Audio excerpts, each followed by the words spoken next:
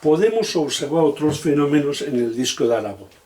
Si colocamos el imán en el centro de rotación y giramos el disco, no aparece ningún efecto, no aparecen corrientes inducidas, ya que no se produce variación del flujo del campo magnético.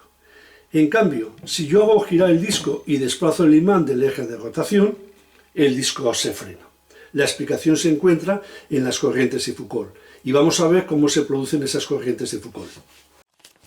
Supongamos que tenemos un imán sobre un disco de cobre, con el polo norte hacia abajo y el sur hacia arriba, de manera que el campo magnético que genera el imán está dirigido hacia abajo y perpendicular al plano del disco.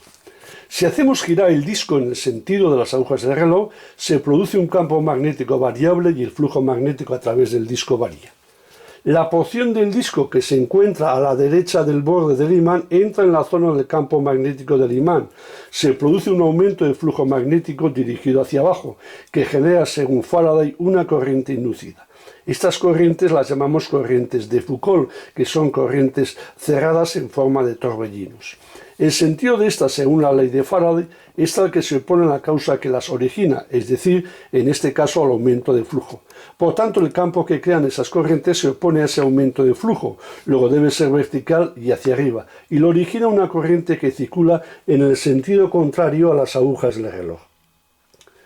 Ahora tenemos un conductor recorrido por una corriente en presencia de un campo magnético, y eso supone la aparición de una fuerza magnética de frenado que actúa en oposición al movimiento del disco frenándolo.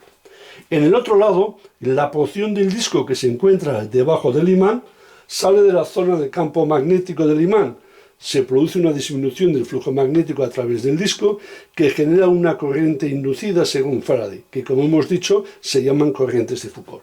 El sentido de estas, según la ley de Led, es tal que se opone a la causa que las origina, es decir, a la disminución del flujo. Por tanto, el campo magnético que crean esas corrientes se opone a la disminución del flujo. Luego debe ser vertical y hacia abajo, y lo origina una corriente que circula en el sentido de las agujas del reloj.